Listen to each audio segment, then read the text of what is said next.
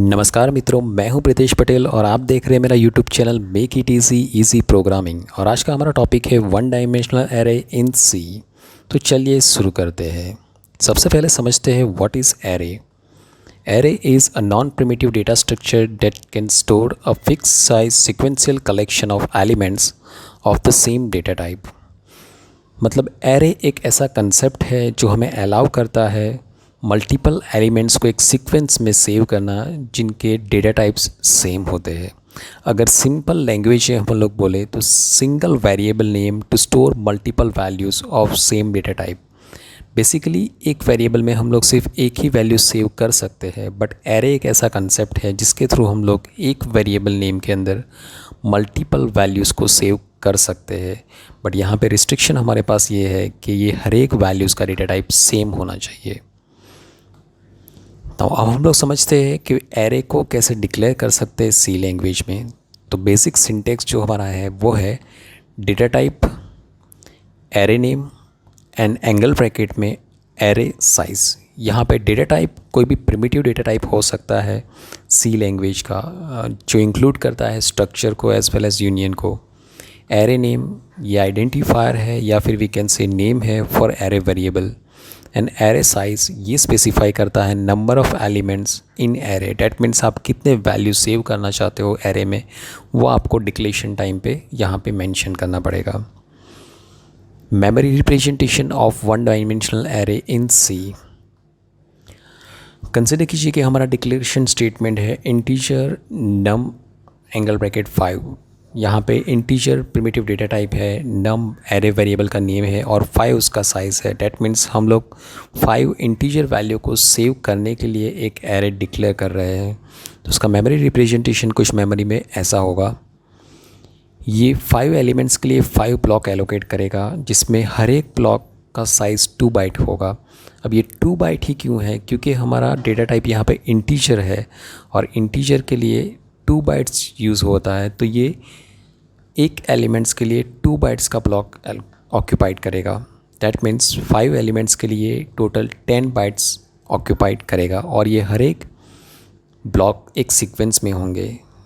For example, अगर first block का address है 65,500 तो 65,500 एंड 65,501 ये फर्स्ट ब्लॉक में आएंगे फर्स्ट एलिमेंट के लिए।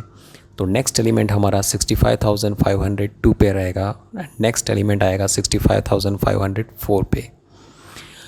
अब क्योंकि हमारे पास सिर्फ एक ही वेरिएबल नेम है बट हमारे पास मल्टीपल वैल्यूज़ है, तो ये हर एक वैल्यूज़ को एक्सेस करने के लिए हमारे पास कुछ इंडेक्सेस होंगे।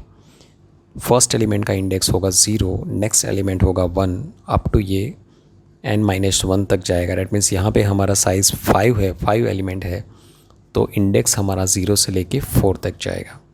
और इंडिविजुअल एलिमेंट को अगर हमें एक्सेस करना है तो हम लोग एरे नेम का यूज़ करेंगे और साथ में एंगल ब्रैकेट में मेंशन करेंगे इंडेक्स ऑफ दैट एलिमेंट। अब हम लोग समझते हैं different ways to declare one dimensional array, कि हम डिफरेंट वे से एरे को डिक्लेयर कर सकते हैं सी लैंग्वेज में। तो सबसे पहला कॉमन वे है डैट इज़ जिसमें हम लोग डेटा टाइप के साथ नंबर ऑफ़ एलिमेंट्स स्पेसिफाई कर रहे हैं। तो ये हमारा 5 एलिमेंट्स के लिए मेमोरी ब्लॉक एलोकेट करेगा और ये हर एक ब्लॉक में डिफ़ॉल्ट गार्बेज वैल्यू सेव होगा। सेकेंड जो मेथड है, यहाँ पे हम लोग एक इंटीजर एरे डिक्लेयर कर रहे हैं विद साइज़ 5 और यहाँ पे हर एक एलिमेंट्स के लिए मैंने कुछ वैल्यूज़ कर्ली ब्रैकेट्स में मेंशन किए हैं। तो आपके हर एक एलिमेंट्स को ये मेमोरी में जब मेमोरी लोकेशन करेगा तो वैल्यू इनिशियलाइज़ कर देगा। फर्स्ट एलिमेंट को 1, सेकेंड को 2, थर्ड एलिमेंट्स को 3 एंड सो ऑन, जो आपने मेंशन किया है बेस्ड ऑन डैट। थर्ड जो हमारा वे है, यहाँ पे हम लोग एरे डिक्लेयर कर रहे हैं जिसमें मेंशन किया गया है साइज़ 5 एंड फर्स्ट जो सिंटेक्स है उसमें हमने कर्ली ब्रैकेट्स में कोई वैल्यू पास नहीं किया है एंड सेकंड जो कर्ली ब्रैकेट्स है उसमें हमने 0 वैल्यू इनिशियलाइज़ किया है। तो ये आपका 5 एलिमेंट्स क्रिएट करेगा और हर एक एलिमेंट्स को 0 से इनिशियलाइज़ करेगा। अब ये 0 से इसलिए इनिशियलाइज़ कर रहा है बिकॉज हमारा जो डेटा टाइप है वो इंटीजर है, डैट मीन्स न्यूमेरिक है। अगर आपका एरे का डेटा टाइप न्यूमेरिक है तो वो 0 से बाय डिफ़ॉल्ट वैल्यू को इनिशियलाइज़ करेगा। नेक्स्ट है यहाँ पे इंटीजर num5, डेट मीन्स हम लोग 5 एलिमेंट्स का एरे क्रिएट कर रहे हैं, लेकिन हमने वैल्यू जो पास किए है वो सिर्फ 2 है। तो ये 5 एलिमेंट्स के लिए मेमोरी एलोकेशन तो करेगा, लेकिन फर्स्ट एंड सेकेंड एलिमेंट्स को इनिशियलाइज़ करेगा 1 और 2 से, रिमेनिंग एलिमेंट्स हमारे 0 से इनिशियलाइज़ होंगे। नेक्स्ट जो हमारा वे है, यहाँ पे हम लोग एरे में नंबर ऑफ़ एलिमेंट स्पेसिफाई नहीं कर रहे हैं, लेकिन ये सिंटेक्स तभी वर्क करेगा अगर आप उसके साथ इनिशियली कुछ वैल्यू इनिशियलाइजेशन में रख रहे हो। तो यहाँ पे हम लोगों ने 2 वैल्यू इनिशियलाइजेशन में रखा है, तो आपका जो एरे होगा उसका साइज़ 2 एलिमेंट्स का होगा, और फर्स्ट एलिमेंट इनिशियलाइज होगा 1 से एंड सेकेंड एलिमेंट इनिशियलाइज होगा 2 से। तो चलिए अब हम लोग देखते हैं एक सिंपल प्रोग्राम जिसमें हम लोग एरे वेरिएबल्स में वैल्यू को इनपुट करेंगे और उसको प्रिंट करके देखेंगे।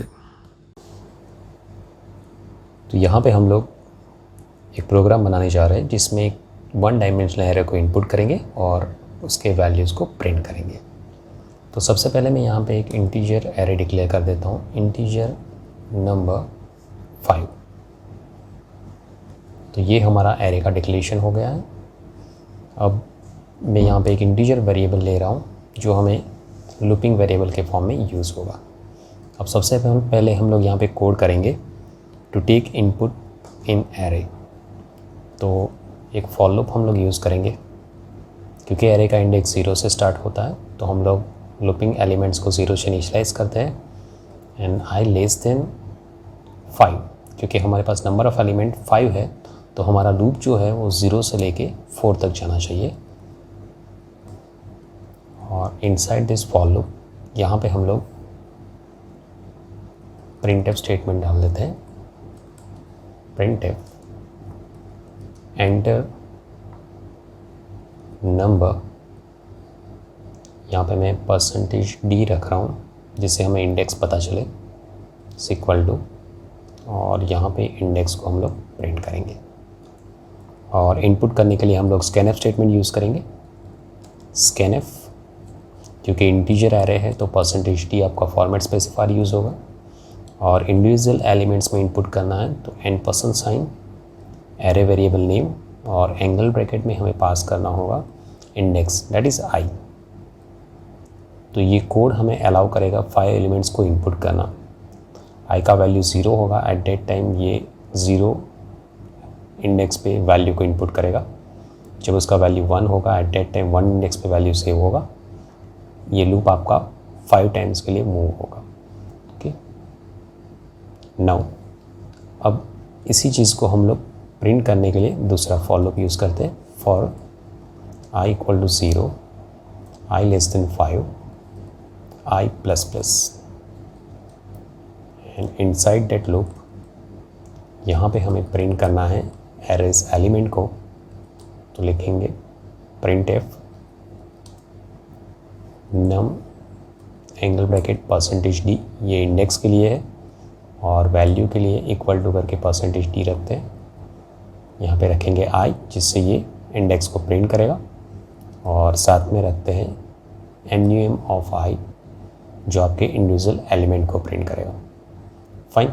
तो यहाँ पे ये जो फर्स्ट स्टेटमेंट्स है, that is we can say declaration of array. ये जो हमारा कोड है, first for loop, that is input elements,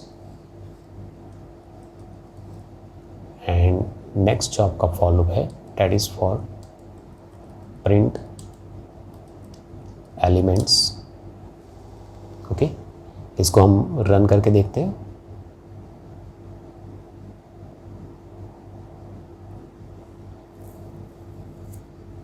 तो ये पूछ रहा है 0 इंडेक्स पे मैं वैल्यू डाल रहा हूँ 10, 1 इंडेक्स के लिए पूछ रहा है, यहाँ पे मैं वैल्यू डाल रहा हूँ 20, 2 index 30, 3 index 40 and 4th index 50।